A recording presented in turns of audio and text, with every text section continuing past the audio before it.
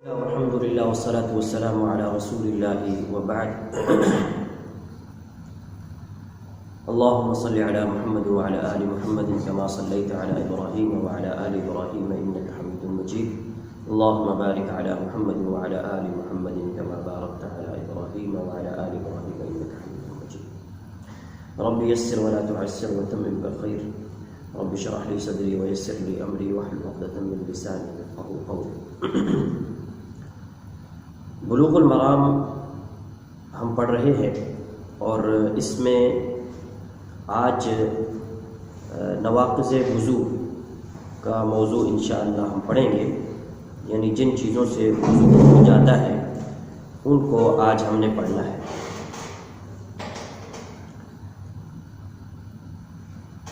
مصنف رحمہ اللہ فرماتے ہیں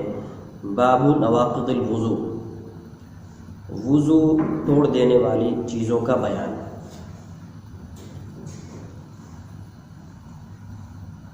پہلی حدیث فرمایا عن انس رضی اللہ عنہ قال كان اصحاب رسول الله صلی اللہ علیہ وسلم على عهده ينتظرون العشاء حتى تخفق رؤوسهم ثم يصلون ولا يتوضؤون، اخرجه ابو داود وصححه الدارقطني واصلح في مسلم۔ انس بن مالک رضی اللہ عنہ سے روایت ہے، وہ فرماتے ہیں کہ رسول اللہ صلی اللہ علیہ وسلم کے ساتھی اصحاب جو تھے، کان اعلی عہدہ، آپ صلی اللہ علیہ وسلم کے زمانے میں، ینتظرون، وہ انتظار کر رہے ہوتے تھے، العشاء، عشاء کی نماز، حتیٰ، یہاں تک کہ اس انتظار میں، تخفق، جھک جاتے تھے، رؤوسہم، ان کے سر، ثم، پھر، یصلون، وہ نماز پڑھتے تھے، ولا یتوضؤون، اور وہ وضو نہیں کرتے تھے۔ اسے ابو داود نے روایت کیا ہے اور امام دارقطنی نے اسے صحیح کہا ہے۔ وَأَصْلُهُ فِي مسلم، اور اس حدیث کی اصل جو ہے وہ مسلم کے اندر موجود ہے۔ موضوع ہے وضو کو توڑ دینے والی چیزوں کا، اور اس میں سب سے پہلی جو روایت آئی ہے وہ روایت ہے نیند سے وضو ٹوٹ جاتا ہے یا نہیں ٹوٹتا ہے، اس حوالے سے روایت آئی ہے۔ روایت کے اندر شروع میں جو مسئلہ بیان کیا گیا ہے وہ یہ ہے، عام طور پر مفہوم جو بیان کیا گیا ہے وہ یہ ہے کہ نبی صلی اللہ علیہ وسلم اپنے گھر سے تشریف لانے سے پہلے صحابہ کرام صفوں میں آ کر کے بیٹھ جاتے تھے، اور اس دوران صحابہ کرام بیٹھے ہوئے نیند کی وجہ سے، سارا دن کا کام کر کے جب آتے تھے تو نیند کی وجہ سے ان کے سر جھک جاتے تھے، یعنی وہ سو جاتے تھے، اور اس کے بعد جب آپ صلی اللہ علیہ وسلم آتے، وہ کھڑے ہوتے، نماز پڑھتے اور وضو نہیں کرتے تھے۔ یہ ایک مسئلہ انہوں نے بیان کیا، اور حدیث کی تفصیل یہ ہے کہ اس حدیث کو انس بن مالک رضی اللہ عنہ، جو بہت بڑے صحابی ہیں، جلیل القدر صحابی ہیں، وہ روایت کرتے ہیں، اور وہ یہ فرماتے ہیں، کانا اصحاب رسول اللہ، رسول اللہ صلی اللہ علیہ وسلم کے ساتھی، آپ صلی اللہ علیہ وسلم کے ساتھی اور صحابی، اس کے لیے ہمارے پاس 3 شرطیں ہوتی ہیں کہ جو شخص صحابی ہے، جس کو ہم صحابی کہہ سکتے ہیں، کہ یہ ہے کہ وہ نبی صلی اللہ علیہ وسلم سے اس کی ملاقات ہوئی، آپ صلی اللہ علیہ وسلم سے ملا ہو اور آپ صلی اللہ علیہ وسلم کو اس نے دیکھا ہو، اور جس وقت اس نے دیکھا ہو اس وقت وہ مومن اور مسلمان ہو،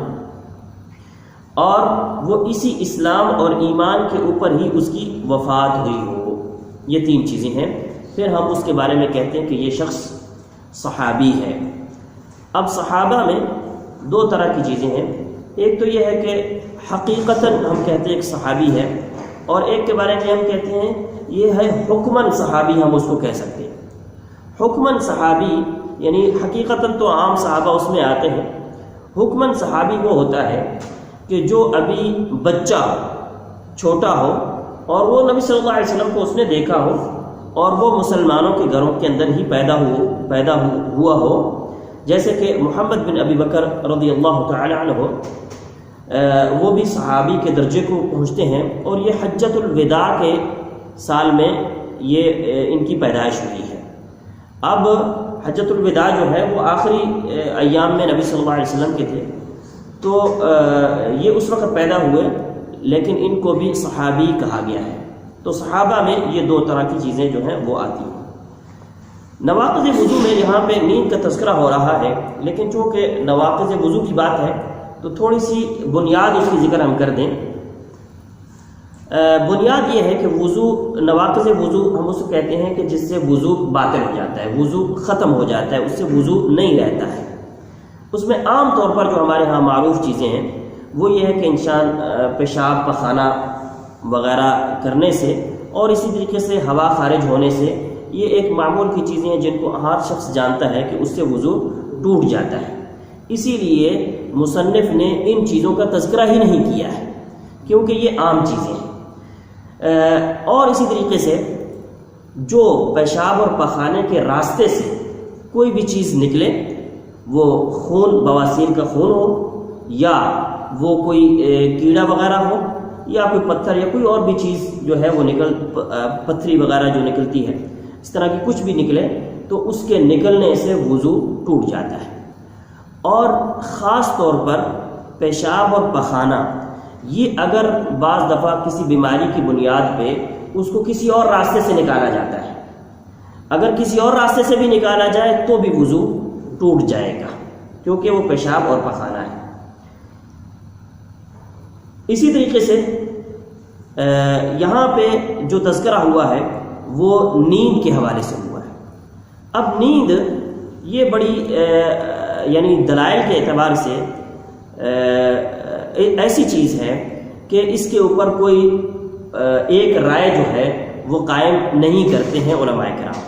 یعنی بہت سارا اس کے اوپر بہت سارے دلائل ہیں، بہت ڈسکشن جو ہے اس کے اوپر بہت زیادہ ہے۔ ہم اس کا خلاصہ آپ کے سامنے رکھیں گے،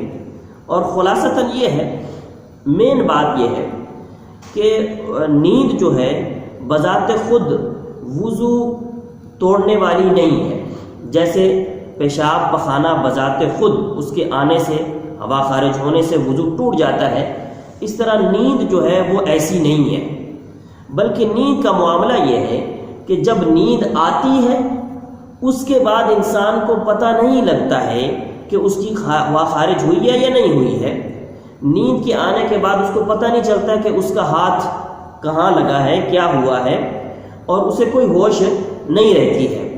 اس لیے وہ کہتے ہیں، حدیث کے محدثین اور فقہاء ایک لفظ استعمال کرتے ہیں جس کا مطلب ہے مظنۃ الحدث۔ وہ کہتے ہیں یہ ایسی جگہ ہے، یعنی نیند ایک ایسی جگہ ہے کہ اگر اس جگہ پہ بندہ چلا جائے تو یہاں پہ اب خطرہ ہے، وضو ٹوٹ بھی سکتا ہے اور وضو نہیں بھی ٹوٹ سکتا ہے۔ اس طرح کی بات ہے۔ اب ہمارے سامنے دوسری کچھ اور روایات ہیں جن سے یہ سمجھ میں آتے ہیں کہ وضو ٹوٹ جاتا ہے، اور ان سے پتہ چل رہا ہے کہ وضو، یہاں جو روایت ہے اس سے پتہ چل رہا ہے کہ وضو نہیں ٹوٹتا ہے۔ اب ان دونوں کے درمیان دو طرح کی روایات یا دو طرح کی چیزوں کے درمیان میں علماء کرام کی دو طریقے ہیں۔ یا تو یہ ہے کہ ایک حدیث کو لے لیتے ہیں اور اس کے اوپر بات کر لیتے ہیں کہ جناب یہ بات ہے، اور وہ کہتے ہیں یہ راجح ہے، یا پھر وہ یوں کرتے ہیں کہ جناب ایسا کام کرتے ہیں کہ ہم دونوں حدیثوں کو ملا لیں کسی طریقے سے، اس کو ہم کہتے ہیں جمع کی صورت۔ جنہوں نے ترجیح والی بات کی ہے اس میں سے کچھ لوگ کہتے ہیں کہ جو اس طرف ہے وہ کہتے ہیں نیند سے وضو ٹوٹ جاتا ہے، دوسری جو اس طرف ہے وہ کہتے ہیں نیند سے وضو نہیں ٹوٹتا ہے۔ اب جو جمع کی صورت میں آئے ہیں کہ دونوں احادیث کو ہم جمع کرتے ہیں، پھر وہ اس بات پہ آئے ہیں کہ وہ کہتے ہیں کہ یہ نیند جو ہے، وہی بات جو پہلے میں کہہ رہا تھا، یہ مظنہ ہے، یہ وہ جگہ ہے، یہ وہ حالت ہے کہ اس میں وضو کے ٹوٹنے کا خطرہ ہے، وضو ٹوٹ سکتا ہے۔ اب کون سی ایسی نیند ہے جس میں ہم یہ کہیں کہ وضو ٹوٹ جائے گا، اور کون سی ایسی ہو جس کے بارے میں ہم کہیں کہ وضو نہیں ٹوٹے گا؟ اب اس پہ جب علماء کرام بات کرتے ہیں تو اب یہاں پہ یہ بات آتی ہے کہ ایک وہ نیند ہے جو انسان گہری نیند سوتا ہے، لیٹ کر کے سوتا ہے اور گہری نیند کے اندر چلا جاتا ہے، تو یہ نیند وہ ہے جس سے وضو ٹوٹ جاتا ہے۔ اور دوسری نیند وہ ہے جو ایک نارمل سی، خفیف سی، ہلکی سی نیند ہے کہ جس کے اندر انسان کو کچھ نہ کچھ پتہ رہتا ہے کہ آگے پیچھے کیا ہو رہا ہے، کچھ نہ کچھ اس کو سمجھ لگتی ہے کہ آگے پیچھے کیا ہوتا رہتا ہے۔ اب یہ ہلکی نیند اور بوجھل نیند کی بات ہے. اب ہلکی نیند کی مختلف کیفیتیں ہیں. ایک انسان جیسے صحابہ کرام کے بارے میں یہاں پہ آئے کہ وہ بیٹھے ہی سو جاتے تھے، بیٹھے بیٹھے ہی سو جانا. اور ایک یہ ہے کہ جناب رکوع کی حالت میں سو جانا. ایک یہ ہے کہ ٹیک لگا کے بیٹھ کر کے سونا. ایک یہ ہے کہ بغیر ٹیک لگا کے بیٹھ کے سونا. ایک یہ ہے کہ ایسا سونا کہ سجدے کی حالت جیسا ہو کر کے سونا.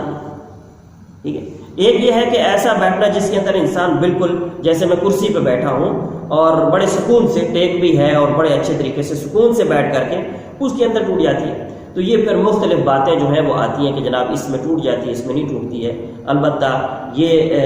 اس میں خلاصہ یہ ہے کہ ہم ہر وہ نیند جو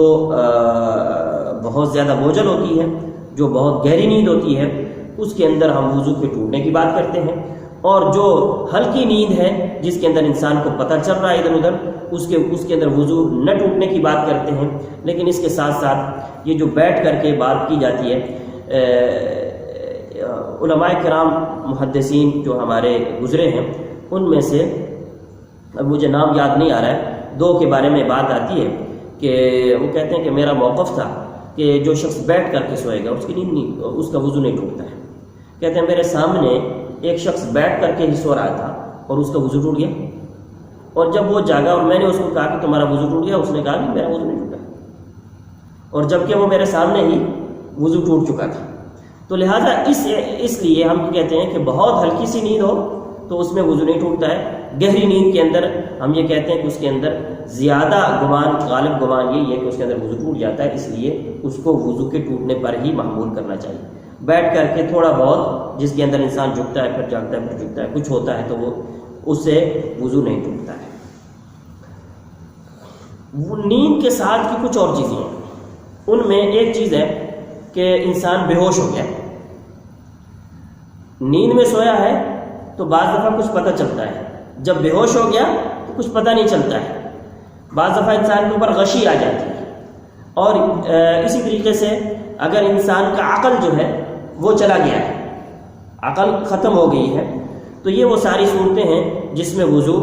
ٹوٹ جاتا ہے. یہاں پر جو حدیث آئی ہے، اس حدیث میں صحابہ کرام کا عمل ہمارے سامنے آ رہا ہے کہ صحابہ کرام نے ایسا کیا ہے. اس سے ہمیں پتہ چلتا ہے کہ صحابہ کرام کا عمل جو ہے وہ ہمارے لیے دلیل بنتا ہے. جب قرآن میں دلیل نہیں ہے، جب حدیث میں دلیل نہیں ہے، تو صحابہ کرام کا عمل ہمارے لیے دلیل بنتا ہے. اور منہج یہ ہے کہ قرآن کی کوئی بات سمجھنی ہو تو صحابہ کرام کے عمل اور ان کے قول سے،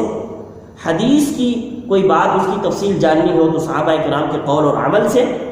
اور اسی طریقے سے نبی صلی اللہ علیہ وسلم کے زمانے کی یہاں پر پھر بات ہو رہی ہے. کانا اصحاب رسول اللہ صلی اللہ علیہ وسلم پر کہا ہے، پھر کہا علی عہدہ، آپ صلی اللہ علیہ وسلم کے زمانے میں. چونکہ آپ صلی اللہ علیہ وسلم کا زمانہ جو ہے وہ بھی ایک دلیل بنتا ہے. کسی جگہ پر کوئی کام ہوا ہے اور نبی صلی اللہ علیہ وسلم کو اس کی اطلاع ہوئی ہے یا آپ صلی اللہ علیہ وسلم کو اس کی اطلاع نہیں ہوئی ہے، وہ ہمارے لیے دلیل ہے.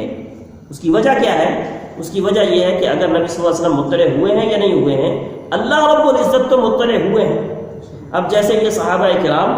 سو رہے تھے، آپ صلی اللہ علیہ وسلم آئے اور آپ نے نماز پڑھا دی، آپ صلی اللہ علیہ وسلم کو پتہ چلا یا نہیں چلا، اللہ رب العزت تو جانتے ہیں. اور اگر اللہ رب العزت جو ہے غلط کام اگر ہو رہا ہے تو اللہ رب العزت تو اس کو روکیں گے، اور اللہ رب العزت اپنے وحی کے ذریعے سے اس کی اطلاع اور نبی صلی اللہ علیہ وسلم تک اس کی خبر اور اس کی اصلاح جو ہے وہ ضرور نازل فرمائیں گے. لہذا اس لیے ہم کہتے ہیں کہ آپ صلی اللہ رب العزت کی طرف سے یہ ایک دلیل بنتی ہے، اور نبی صلی اللہ علیہ وسلم کا زمانہ جو ہے وہ ہمارے لیے حجت ہے. روایت کے آخر میں ایک بات کہی ہے، فرمایا وَأَصْلُهُ فِي مُسْلِمٍ، اس کی اصل جو ہے وہ مسلم میں ہے. اس کی اصل مسلم میں ہے. کیا مطلب؟ یعنی یہ جو مسئلہ ہے یا یہ جو روایت ہے، اس روایت کے کچھ ایسے الفاظ ہیں یا اس موضوع کے کچھ ایسے الفاظ ہیں جو مسلم کے اندر موجود ہیں. اور مسلم کے اندر کیا ہے؟ مسلم کے اندر جو روایت ہے اس میں قتادہ فرماتے ہیں کہ میں نے انس رضی اللہ عنہ سے سنا ہے. قتادہ ایک تابعی ہیں، وہ فرماتے ہیں میں نے انس رضی اللہ عنہ سے سنا ہے کہ وہ فرماتے ہیں کہ صحابہ کرام سو جاتے تھے اور پھر وہ نماز پڑھتے تھے اور وہ وضو نہیں کرتے تھے۔ قتادہ کہتے ہیں میں نے کہا، جو راوی ہیں قتادہ سے پہلے وہ کہتے ہیں کہ میں نے قتادہ کو کہا سمعتہ من انس، کیا تو نے انس سے ہی یہ بات سنی ہے؟ قال ای واللہ، ہاں اللہ کی قسم میں نے یہ بات انس سے ہی سنی ہے۔ اور مسلم کے اندر 376 نمبر پر یہ روایت موجود ہے۔ تو یہ روایت جو ہے اس روایت کی اصل ہے، اس لیے انہوں نے اس کی وضاحت کر دی ہے کہ اس کی اصل جو ہے وہ مسلم کے اندر موجود ہے، اس اعتبار سے وہ اس کی اصل بنتی ہے۔ تو اس روایت میں ہمارے سامنے نیند کا مسئلہ تھا۔ آگے دیکھتے ہیں، آگے جو روایت ہے وعن عائشہ رضی اللہ عنہا قالت جاءت فاطمة بنت ابی حبیش الى النبی صلی اللہ علیہ وسلم فقالت یا رسول اللہ ان امرأة استحاض فلا اطهر افادع الصلاة قال لا انما ذلك عرق وليس بحيض فاذا اقبلت حيضتك فدعي الصلاة فإذا أدبرت فاغسلي عنك الدم ثم صلي، متفق عليه۔ وللبخاري ثم توضئي لكل صلاة، وأشار مسلم إلى أنه حذفها عمدا۔ عائشہ رضی اللہ عنہا سے روایت ہے، وہ فرماتی ہیں کہ جاءت فاطمہ بنت ابی حبیش، فاطمہ بنت ابی حبیش یہ ایک عورت ہیں، فرماتی ہیں کہ وہ آئی ایران نبی صلی اللہ علیہ وسلم، نبی صلی اللہ علیہ وسلم کے پاس آئیں، فقالت، اور انہوں نے کہا یا رسول اللہ، اے اللہ کے رسول، انی میں امرأۃ ایک ایسی عورت ہوں، استحاض مجھے حیض آتا ہے، فلا اطہر اور میں پاک نہیں ہو پاتی، افادع الصلاۃ کیا میں نماز کو چھوڑ دوں؟ قال لا، آپ نے فرمایا نہیں، انما بے شک وہ ذالکی یہ جو ہے عرق ایک رگ ہے، ولیس بحیض اور یہ حیض نہیں ہے، فاذا اقبلت جب وہ آ جائے، حیضت کی تیرا حیض، فدعی الصلاۃ تو نماز کو چھوڑ دے، واذا ادبرت اور جب وہ چلا جائے، فاغسلی تو غسل کرو، عنکی الدم آپ سے اپنے آپ سے خون کو دھو لو، ثم صلی پھر نماز پڑھو، متفق علیہ، اس کو بخاری مسلم نے روایت کیا۔ وللبخاری اور بخاری کے اندر جو ہے کچھ الفاظ کی زیادتی ہے، ثم پھر توضئی وضو کرو، لکل صلاۃ ہر نماز کے لیے، واشار مسلم اور اشارہ کیا ہے مسلم نے، الی انہ اس بات کی طرف کہ انہ انہوں نے حذفها اس بات کو ان الفاظ کو حذف کیا ہے عمدن جان بوجھ کے۔ یہ جو روایت ہے اس روایت کے اندر یہ بات ہو رہی ہے کہ ایک عورت کو خون آتا ہے جو کہ مسلسل آتا ہے اور وہ سمجھ رہی ہے کہ مجھے حیض بند نہیں ہو رہا ہے، وہ نبی صلی اللہ علیہ وسلم کے پاس آئی اور آپ صلی اللہ علیہ وسلم نے فرمایا یہ حیض نہیں ہے، یہ ایک رگ ہے جو پھوٹ پڑی ہے، لہذا یہ حیض نہیں ہے۔ اور پھر آپ صلی اللہ علیہ وسلم نے فرمایا کہ جب تیرے پاس حیض آئے تو نماز کو چھوڑ دو، لیکن جب حیض چلا جائے تو پھر دوبارہ سے غسل کر کے نماز پڑھنے لگ جاؤ، اور ہر نماز کے لیے وضو کرو، ہر نماز کے لیے وضو کرو۔ یہاں جو بات ہو رہی ہے وہ فاطمہ بنت ابی حبیش، یہ ایک عورت ہیں جو کہ قریش کا قبیلہ جو ہے اس کی ایک شاخ اسد سے تعلق رکھتی ہیں، اور ان کے والد جو ہیں قیس بن مطلب بن عبد العزیٰ بن قصی سے جو نبی صلی اللہ علیہ وسلم کے نسب میں بھی آتا ہے، ان سے ان کے والد کا نسب جو ہے وہ جا ملتا ہے، اور ان کے جو خاوند ہیں وہ بڑے جلیل القدر صحابی ہیں، عبداللہ بن جحش رضی اللہ تعالی عنہ، وہ ان کے خاوند ہیں، اور یہ اس مسئلے کے لیے آپ صلی اللہ علیہ وسلم کے پاس آئی ہیں۔ اب یہاں پہ بہت نبی صلی اللہ علیہ وسلم کا فرمان بھی ہے کہ انصار کی عورتیں بہت اچھی ہیں کہ جن کو دین کے مسئلے پوچھنے میں اور دین کے مسئلوں کے بارے میں اور دین کی باتوں کے بارے میں بات کرنے میں شرم و حیا آڑے نہیں آتی ہے، اور حقیقت یہ ہے شرم ہوتی ہی وہی ہے جو برے کام سے انسان کو روکے، جو اچھے کام سے روکتے وہ شرم و حیا نہیں ہے، اچھے کام سے روکنے والی چیز، وہ اس کو شرم و حیا کا نام دینا وہ غلط ہے۔ شرم و حیا جو ایک حیا ہوتی ہے، جو اس کا مقام و مرتبہ ہے، جس کو کہا کہ الحیاء شعبۃ من الایمان، کہ ایمان کا ایک حصہ ہے حیا، وہ حیا وہ ہوتی ہے جو انسان کو اچھے کام کی طرف لے کر کے آئے اور برے کام سے انسان کو روکے۔ یہ مسئلہ جو ہے یہ استحاضہ کا مسئلہ ہے۔ استحاضہ یہ ہے کہ جو خون، حیض کا خون آتا ہے، یہ رحم کے اندر سے، رحم کے اس کو قعر کا لفظ آیا، قعر کا مطلب ہوتا ہے یعنی اس کے اندر جو گہرائی ہے اس کے اندر سے ہی یہ خون آتا ہے جو حیض کا خون ہے۔ اور جو استحاضہ ہوتا ہے یہ کسی جسم کے اندر کسی رگ کے پھوٹ جانے کی وجہ سے، اس کے رگ کے جاری ہونے کی وجہ سے ایک بیماری کے طور پر یہ ایک خون نکلتا ہے۔ اس خون کے آنے کی بنیاد پر وضو ٹوٹ جاتا ہے، خون آنے کی بنیاد پر وضو ٹوٹ جاتا ہے۔ جیسے ہم نے اوپر بات کہی تھی کہ پیشاب اور پخانے کے راستے سے کچھ بھی آئے گا تو وضو ٹوٹ جائے گا، تو اس سے وضو ٹوٹ جائے گا۔ اب یہ مسلسل ہے چونکہ، اب اس کے لیے کیا علاج ہے؟ تو اس مسلسل کے لیے، جیسے کسی کو پیشاب کے قطرے مسلسل آتے رہتے ہیں، اسی طریقے سے یہ بھی چونکہ مسلسل ہے، تو اس کے لیے وہی حکم ہے جو وہاں پہ ہم بات کرتے ہیں کہ آپ ہر نماز کے لیے جب نماز پڑھنے لگیں اس سے پہلے اپنے آپ کو صاف کریں، وضو کریں اور وضو کر کے نماز پڑھ لیں، وضو کر کے نماز پڑھ لیں۔ اب یہاں پہ کچھ فروق ہیں، ہم ان کا ذکر کرتے ہیں کہ جب حیض آ جاتا ہے اور یہ بھی آ جاتا ہے، اب دونوں مکس ہو گئے، اب مجھے کیسے پتہ چلے گا کہ یہ حیض ہے اور یہ استحاضہ ہے؟ ان دونوں کے درمیان میں ہم نے ڈفرینٹ یا وہ کیسے کرنا ہے؟ ہوتا یہ ہے کہ عورتوں کے ہاں عام طور پر بعض عورتیں ایسی ہیں جن کی عادت بنی ہے اس تاریخ سے اس تاریخ تک یا اتنے دنوں کے بعد میرا حیض آ جائے گا، اتنے دنوں کے بعد یا اس تاریخ سے اس تاریخ تک جو ہے وہ مجھے حیض کا خون آتا ہے۔ جن کو تو وہ تاریخ پکی ہے،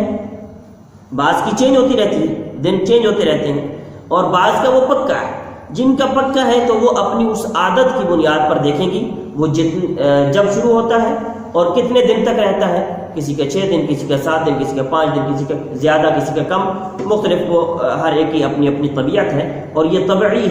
خون ہوتا ہے، اور یہ جب بھی عورت بالغ ہوتی ہے تو اس کا یہ خون شروع ہو جاتا ہے، اور یہ عورت کی طبیعت کے اندر رکھا گیا ہے، یعنی یہ ایک خون کا نکلنا یہ صحت کی علامت ہے۔ اور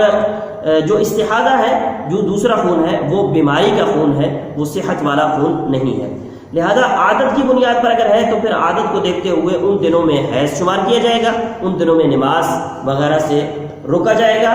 اور اس کے بعد جو ہے جب وہ استحاضہ کا جب وہ دن ختم ہو جائیں گے، پھر چاہے خون آتا رہتا ہے نہیں، اپنی پاکی کر کے، غسل کر کے، صاف کر کے، اس کے بعد ہر نماز کے لیے وضو کے بعد نماز کو پڑھنا ہے۔ اگر کسی کی عادت مقرر نہیں ہے اور کسی کو پتہ نہیں چلتا ہے، اب اس کے لیے کیا ہے؟ اس کے لیے ہے کہ اس نے ان دونوں کے بیچ میں فرق کرنا ہے۔ اب فرق کرنے کے لیے کیا کیا چیزیں ہیں؟ فرق کرنے کے لیے کچھ چیزیں جو ہیں وہ ہمیں پتہ چلتی ہیں اور وہ بیان کی گئی ہیں۔ اس میں یہ ہے پہلی بات کہ جو حیض کا خون ہے اس کا رنگ جو ہے وہ کالا ہوتا ہے، کالا رنگ ہوتا ہے، یعنی خون جو ہے وہ کلیجی اور اس سے بھی آگے کالے کی طرف جو ہے وہ جاتا ہے۔ اور جو استحاضہ کا خون ہوتا ہے یہ لال خون ہوتا ہے، لال رنگ کا، سرخ رنگ کا، ریڈ رنگ کا خون ہوتا ہے۔ تو اس سے پتہ چلتا ہے کہ یہ حیض کا ہے اور یہ اب جو ہے استحاضہ کا خون جاری ہو رہا ہے۔ اسی طریقے سے جو حیض کا خون ہوتا ہے وہ خون گاڑھا ہوتا ہے، حیض کا خون گاڑھا خون ہوتا ہے، جبکہ استحاضہ کا خون وہ پتلا خون ہوتا ہے۔ لہذا اس سے بھی پتہ چل جاتا ہے کہ یہ پتلا ہے اور یہ گاڑھا ہے، اور پتہ چل گیا کہ یہ حیض کا ہے اور یہ دوسرا ہے۔ اسی طرح سے جو حیض کا خون ہوتا ہے اس کی بدبو ہوتی ہے، اس کی بدبو ہوتی ہے، اور جو استحاضہ کا خون ہوتا ہے اس کی وہ بدبو اس طرح کی نہیں ہوتی ہے، اس کی بدبو اس طرح کی نہیں ہوتی ہے۔ اور ایک فرق جو ہے ڈاکٹر حضرات نے بھی کیا ہے اور ان لوگوں نے اس کو بیان کیا ہے آج کل کے طبی لوگوں نے، اور وہ یہ کیا ہے کہ جو حیض کا خون ہے وہ جم جاتا ہے اور جو استحاضہ کا خون ہے وہ جمتا نہیں ہے، جمتا ہے اور وہ جمتا نہیں ہے، لیکن یہ ایک طبی مسئلہ ہے، وہ پہلی 3 باتیں ہیں اور چوتھی بات یہ بھی اس کے ساتھ میں ملائی جا سکتی ہے۔ اب ان بنیادوں کے اوپر عورت جو ہے وہ فرق کرے گی کہ کون سا خون ادھر ہے اور کون سا خون ادھر ہے، اور پھر اس کے بعد وہ اپنا وضو اور غسل اور وہ سارا سلسلہ جو ہے وہ اپنا جاری رکھے گی۔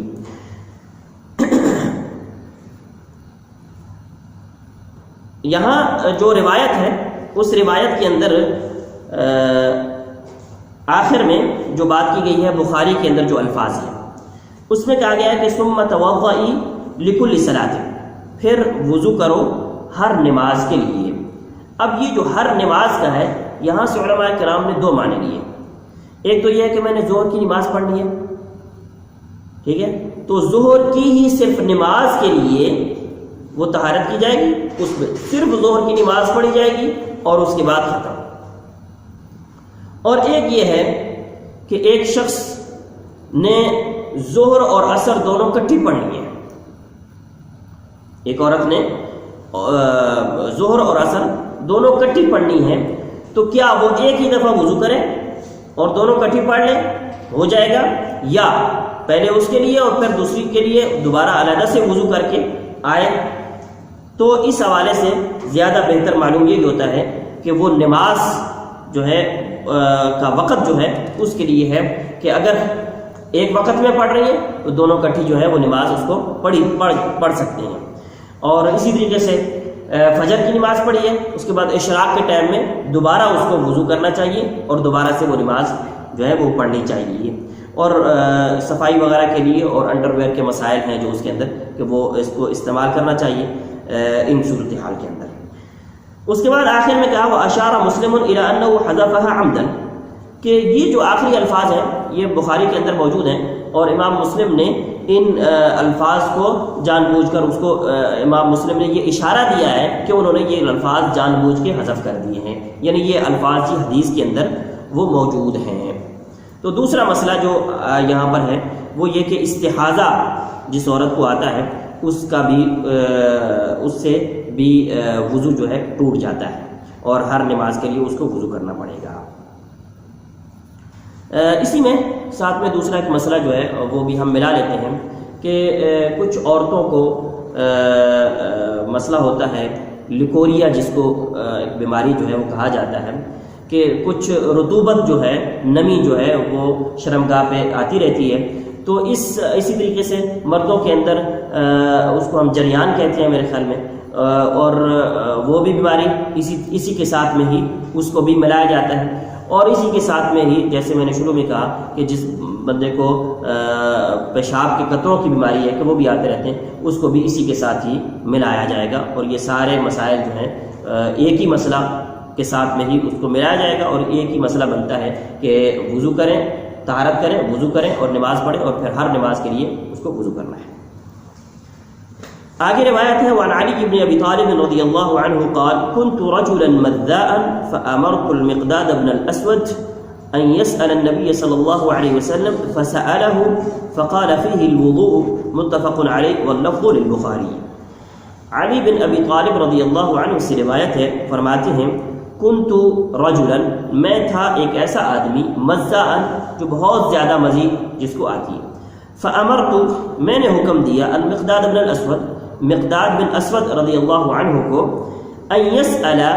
یہ کہ وہ پوچھے النبی صلی اللہ علیہ وسلم، نبی صلی اللہ علیہ وسلم سے، فسألہ انہوں نے ان سے پوچھا،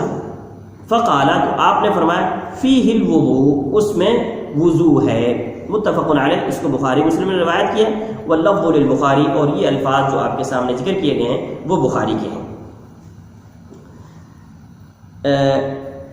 جو مسئلہ ہے وہ مزی کے حوالے سے ہے، یہاں جو لفظ ہے مذاء، المذی جو شد کے ساتھ پڑھا جاتا ہے وہ زیادہ بہتر ہے، اور مذاء یہ مبالغہ کا صیغہ ہے، یعنی بہت زیادہ مزی آتی ہے، اور اس حوالے سے مختلف لوگوں کی طبیعتیں ہیں، کسی کی طبیعت ہے کہ اس کو بہت زیادہ مزی آتی ہے، کسی کو کسی شہوت یا کسی ایسی چیز کے اوپر آتی ہے، اور کسی کو پتہ ہی کوئی نہیں ہے کہ مزی کیا چیز ہوتی ہے۔ یہ اللہ رب العزت نے طبیعتیں بنائی ہیں، اور یہ ایک پانی ہوتا ہے جو رقیق یعنی پتلا سا پانی ہوتا ہے اور لیسدار ہوتا ہے، اور یہ شہوت کے ساتھ خارج ہوتا ہے، اور شہوت کے وقت میں خارج ہوتا ہے، اور اس کو جو ہے مزی کہا جاتا ہے۔ اور اسی کے ساتھ ہی ایک اور ہے جس کو ہم ودی کہتے ہیں، اور یہ ودی جو ہوتی ہے وہ جب انسان پیشاب کرتا ہے تو پیشاب کے آخر میں بعض دفعہ قطرات آتے ہیں، ان کو ودی کا نام دیا جاتا ہے۔ اور اسی طریقے سے ایک مزی ہوتی ہے، اور اسی طریقے سے ایک پیشاب ہے۔ یہ چار چیزیں ہیں جو انسان کی شرمگاہ سے نکلتی ہیں، اور ان کے علیحدہ علیحدہ حکم ہیں۔ یہاں پہ جو حدیث کی صورت ہے وہ یہ ہے کہ یہ مسئلہ تھا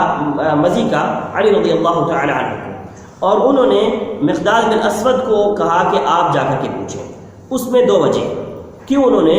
خود نہیں پوچھا، دوسروں کو کہا کہ آپ جا کر کے پوچھیں، اس میں دو وجہ ہیں۔ ایک وجہ تو یہ ہے کہ علی رضی اللہ تعالی عنہ کے گھر میں آپ صلی اللہ علیہ وسلم کی بیٹی تھی، اور حیا کے طور پر اس طرح اس سے بات کی گئی ہے، تو لہٰذا ہر ایک کو اپنے سسرال میں اور سسرالی رشتہ داروں سے اس حیا کے ساتھ ہی بات کرنی چاہیے جب بھی کوئی ایسی باتیں آئیں تو۔ اور دوسرا مسئلہ وہ یہ ہے کہ جیسے حضرت عمر رضی اللہ تعالیٰ عنہ کے بارے میں آتا ہے کہ حضرت عمر رضی اللہ تعالیٰ عنہ کا ایک ساتھی تھا کہ یہ کیا کرتے تھے کہ وہ دونوں ایک دن وہ کام پہ جاتا تھا اور یہ نبی صلی اللہ علیہ وسلم کے پاس، اور ایک دن وہ کام پہ اور یہ نبی صلی اللہ علیہ وسلم کے پاس۔ تو حضرت علی رضی اللہ تعالیٰ عنہ کے ساتھ یہ مقداد بن اسود رضی اللہ تعالیٰ عنہ تھے، جو کہ اسلام لانے میں سب سے اولین لوگوں میں ہیں، اور چھٹے نمبر پہ ان کا نام آتا ہے کہ یہ چھٹے نمبر پہ اسلام لائے ہیں۔ اور انہوں نے بھی حبشہ کی طرف ہجرت کی ہے، مدینہ کی طرف ہجرت کی ہے، اور نبی صلی اللہ علیہ وسلم کے تمام غزوات میں آپ صلی اللہ علیہ وسلم کا ساتھ دیا ہے، اور فتح مصر میں بھی ساتھ میں تھے۔ اور اسی طریقے سے 33 ہجری میں ان کی وفات جو ہے مدینہ سے باہر کچھ دور چند میل کے فاصلے پر ہوئی ہے، اور ان کو پھر لایا گیا اور بقیع کے اندر ان کو دفن کیا گیا۔ 70 سال کی عمر میں ان کی وفات ہوئی ہے۔ تو انہوں نے یہ مسئلہ پوچھا ہے، اور اس کے بارے میں آپ صلی اللہ علیہ وسلم نے فرمایا کہ مزی کے اندر وضو ہے۔ اب پیشاب اس کے اندر وضو ہے، اس کے بعد ہم نے کہا تھا پیشاب کے ساتھ میں ایک چیز آتی ہے ودی، اس کو قطرات، اس کے اوپر بھی وضو ہے، اور ایک چیز آتی ہے جس کو ہم کہتے ہیں منی کے اوپر غسل ہے، اور ان دونوں کے درمیان میں جو چیز ہے وہ ہے مزی۔ لہذا مزی جسم کے کسی حصے کو لگ جائے یا کپڑے میں لگ جائے اس کو دھونا ضروری ہے، یعنی اس کے اوپر پانی کا بہانا وہ ضروری ہے، اور اس کے بعد اس میں بھی اسی طریقے سے وضو ہے۔ اب جب وضو کرنا ہے تو وضو سے پہلے اس کو دھونا ہے۔ دھونے کے اندر یہ بات بھی آئی ہے کہ انسان جب اپنا عضو تناسل دھوتا ہے اس کے ساتھ ساتھ میں خصیوں ان کو بھی ساتھ میں ہی دھونا ضروری ہے، یعنی ان کو بھی ساتھ میں دھویا جائے، چونکہ یہ ایک گرمی ہوتی ہے اور اس ٹھنڈک سے ہی اس کا جو ہے وہ متبادل جو ہے وہ کیا گیا ہے۔ لہذا مزی کی صورت میں وضو کرنا چاہیے اور اس کو دھونا چاہیے، یہ اس روایت کا خلاصہ ہے۔ اور یہ جو الفاظ ہیں وہ بخاری کے الفاظ ہیں۔ بعض روایات کے اندر یہ آیا ہے کہ خود نبی علی رضی اللہ تعالیٰ عنہ نے پوچھا ہے، لیکن ان روایات کی صحت یہ کیا وہ میں تفصیل نہیں دیکھ سکا یا نہیں بیان کر سکتا۔ آگے جو روایت ہے اس روایت میں ہے کہ وعن عائشہ رضی اللہ عنہا ان نبی صلی اللہ علیہ وسلم قبل بعض نسائه ثم خرج الى الصلاة ولم يتوضا، اخرجه احمد وضعفه البخاری۔ عائشہ رضی اللہ عنہا سے روایت ہے کہ ان نبی صلی اللہ علیہ وسلم کہ نبی صلی اللہ علیہ وسلم قبل انہوں نے بوسہ دیا بعض نسائی اپنی بعض بیویوں کو، ثم خرج پھر آپ صلی اللہ علیہ وسلم نکلے الی الصلاۃ نماز کی طرف، ولم یتوضا اور انہوں نے وضو نہیں کیا۔ اخرجہ احمد، اس کو امام احمد نے روایت کیا ہے۔ وضعفہ البخاری، اور اس کو امام بخاری نے ضعیف کہا ہے۔ یہ جو روایت ہے، اس روایت کو بعض لوگوں نے ضعیف کہا اور بعض لوگوں نے حسن بھی قرار دیا ہے۔ کچھ لوگوں نے اس کو حسن قرار دیا ہے، کچھ نے ضعیف قرار دیا ہے۔ اس میں مسئلہ جو بیان ہوا ہے وہ مسئلہ یہ ہے، عورت کو چھو لینا، عورت کو چھو لینے سے وضو ٹوٹ جاتا ہے یا نہیں ٹوٹتا ہے۔ اس مسئلے میں روایات جو ہیں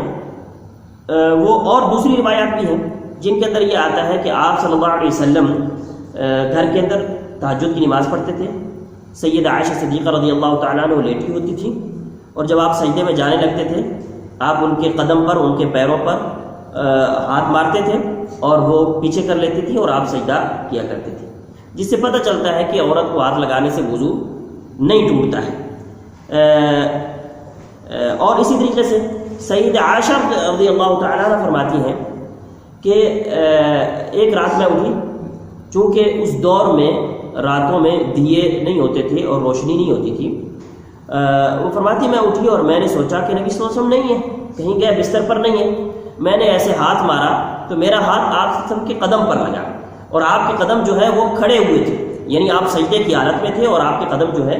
وہ کھڑے ہوئے تھے، لہٰذا سیدہ عائشہ نے ہاتھ لگایا، وضو نہیں ٹوٹتا، نبی صلی اللہ علیہ وسلم نے ہاتھ لگایا، وضو نہیں ٹوٹا، لہذا دونوں صورتوں میں وضو نہیں ٹوٹتا ہے۔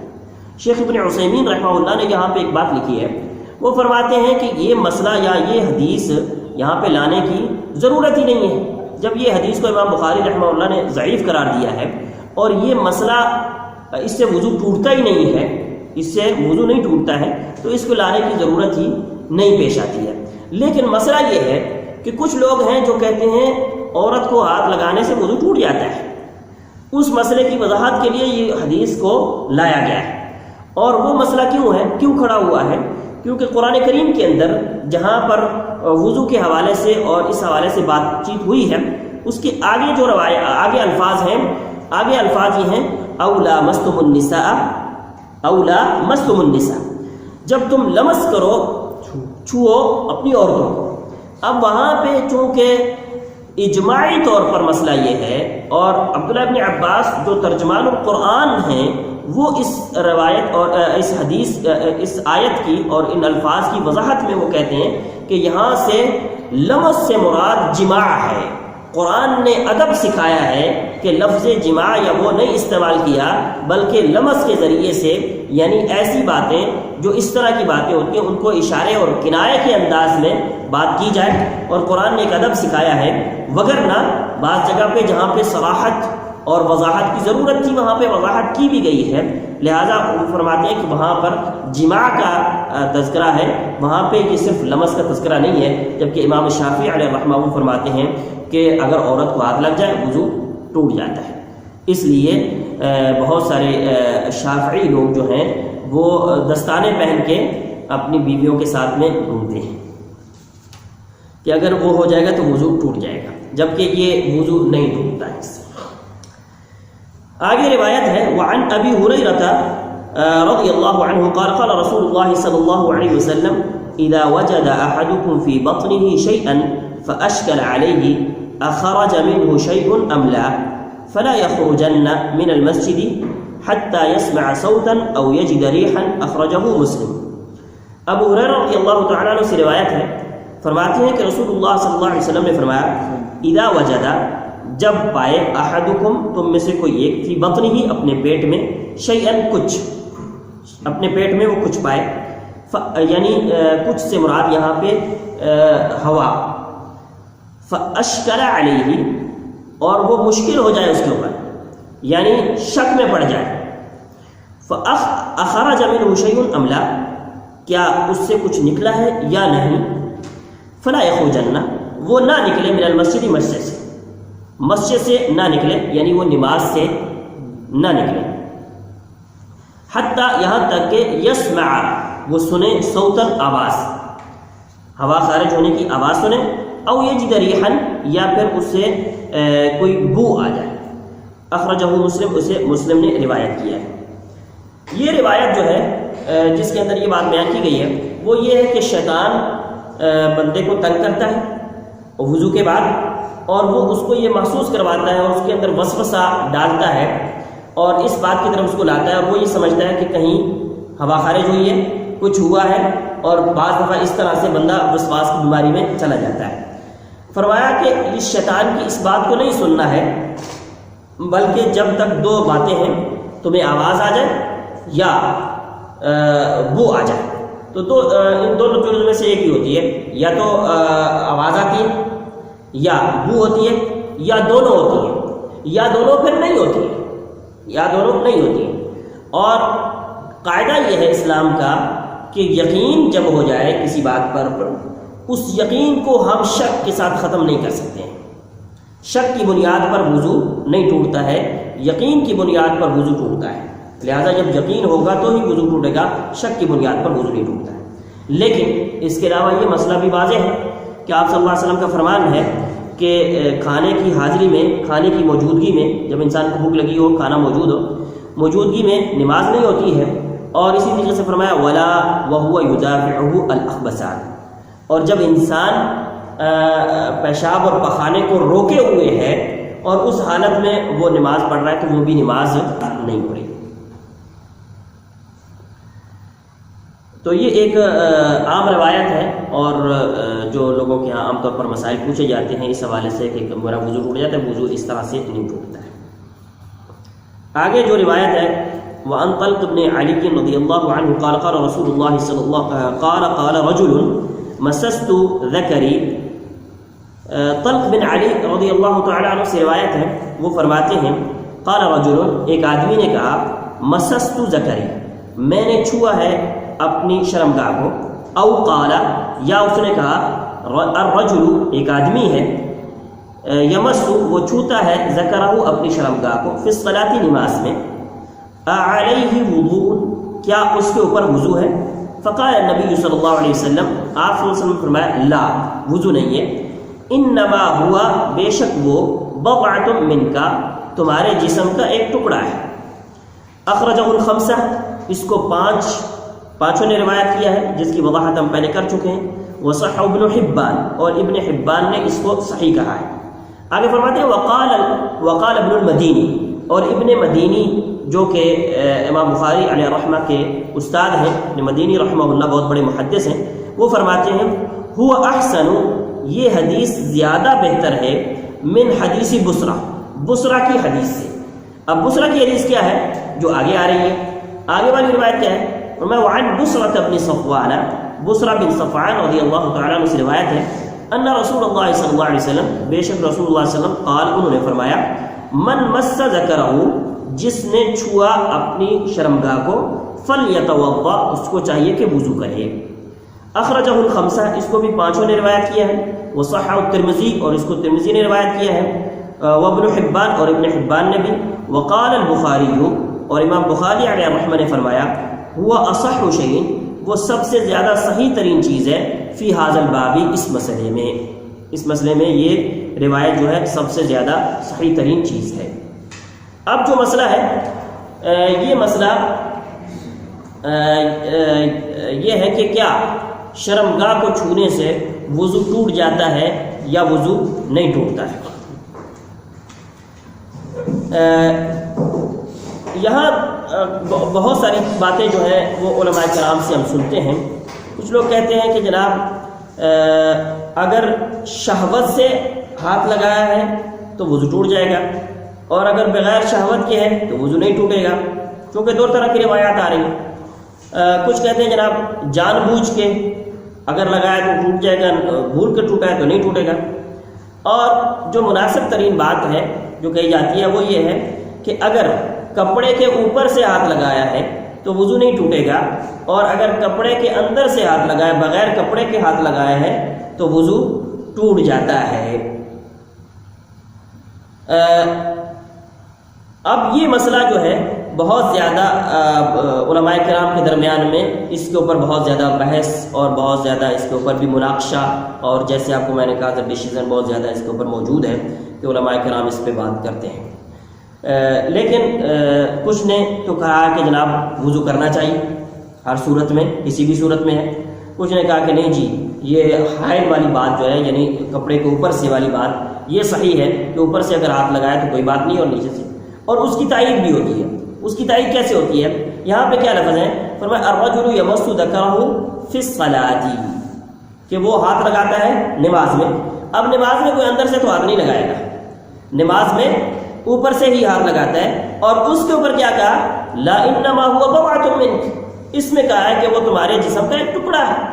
اگر اوپر سے ہاتھ لگائے تو اس میں ہی کہا کہ وہ تمہارے جسم کا ایک ٹکڑا ہے، لہذا اس پہ ہم یہ کہیں گے کہ اس کے اوپر وضو نہیں ہے، جو اوپر سے ہاتھ لگائے، اور جو اندر سے ہاتھ لگائے گا بغیر کسی حائل کے تو اس کا وضو ٹوٹ جائے گا۔ اسی طریقے سے اس مسئلے کی وہاں سے بھی وضاحت ہوتی ہے کہ جب ہم کہتے ہیں کہ غسل کیا، کوئی شخص غسل کر رہا ہے تو غسل میں وضو ہوتا ہے، اور اس میں کہتے ہیں کہ اگر آپ کا ہاتھ لگ گیا تو آپ کو دوبارہ وضو کرنا چاہیے، اگر ہاتھ لگ گیا تو وضو کرنا چاہیے۔ تو اس سے بھی پتہ چلتا ہے کہ اگر بغیر حائل کے ہاتھ لگتا ہے، بغیر کسی پردے کے ہاتھ لگتا ہے تو پھر جو ہے اس کو وضو کرنا چاہیے۔ اور اگر ایک بات وہ یہ ہے کہ اگر کوئی حائل یا بغیر حائل یا بغیر شہوت کے یا بول کر کے کسی بھی طریقے سے ہاتھ لگاتا ہے، اس کے بعد اگر وہ احتیاطاً یا اس اعتبار سے وضو کر لیتا ہے تو یہ اچھا ہے، کوئی مسئلہ نہیں ہے۔ وضو اگر کر لیتا ہے اور وضو کے اوپر وضو کرنا یہ بھی بہتر ہے، کوئی مسئلہ نہیں ہے، اس کی اجر و ثواب ہے۔ وضو کرنا جیسے ہم نے شروع میں کہا تھا ایک عبادت ہے، ایک عبادت ہے، تو یہ زیادہ بہتر ہوتا ہے اس اعتبار سے۔ اسی طریقے سے ایک مسئلہ جو علماء کرام نے ذکر کیا ہے وہ یہ کہ اگر انسان نے اپنے عضو تناسل کو تو ہاتھ نہیں لگایا ہے، لیکن اس میں اپنے خصیوں کو ہاتھ لگایا ہے تو وضو نہیں ٹوٹتا ہے، اس سے کوئی ایسی بات نہیں ہے کہ وضو نہیں ٹوٹتا ہے۔ باقی عورت اور مرد دونوں اس میں سیم ہیں، عورت اور مرد دونوں کے لیے ایک سیم ہی مسئلہ ہے۔ اسی طریقے سے ایک مسئلہ یہ چلتا ہے کہ اگر کسی نے کسی جانور کی شرمگاہ کو ہاتھ لگایا ہے تو وضو نہیں ٹوٹتا ہے، اس بارے میں بھی یہی بات ہے کہ وضو نہیں ٹوٹتا ہے۔ اسی طریقے سے یہ ہے کہ اگر کسی دوسرے کی شرمگاہ کو ہاتھ لگایا ہے تو اس میں وضو ٹوٹتا ہے کہ نہیں ٹوٹتا ہے۔ اور عام طور پر عورتیں اپنے بچوں کی چھوٹے بچوں کو جو ہے وہ ہاتھ لگاتی ہیں تو اس میں وضو، اس کے بارے میں بھی یہی کہا گیا ہے کہ اس میں بھی وضو نہیں ٹوٹتا ہے جب یہ چیزیں موجود نہ ہوں۔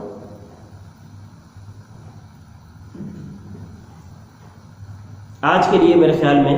اتنا ہی کرتے ہیں کیونکہ ٹائم کافی ہو گیا ہے۔ انشاءاللہ آئندہ مزید باتوں کو انشاءاللہ کنفرم کریں گے اور پورا کریں گے۔ اور نواقض وضو میں بہت ساری چیزیں ہیں، وضو توڑ دینے والی چیزوں میں یہ چند چیزیں جو آپ کے سامنے ذکر کی ہیں، اور اگلے ہفتے انشاءاللہ اس موضوع کو ہم کمپلیٹ کریں گے۔ اللہ رب العزت سے دعا ہے کہ اللہ رب العزت ہمیں حدیث رسول کو پڑھنے کی، سمجھنے کی اور اس پر عمل کرنے کی توفیق عطا فرمائے۔ وآخر دعوانا